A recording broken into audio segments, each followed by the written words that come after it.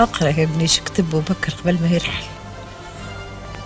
لا تلمني فإن اللوم مني بعيد، وأجر سيدي فإني وحيد.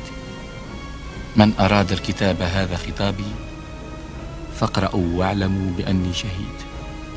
واللي يمشي يخلف وراه صورة الوراق، اللي يرحل معاهم عمره ما يرجع.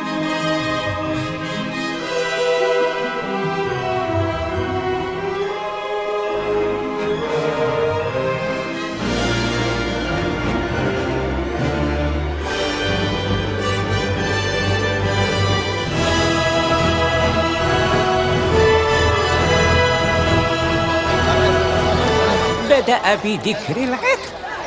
في العطر يكمن سر المرأة، في المرأة يسكن سر الحب، والحب هو صلاة الكون الكبرى.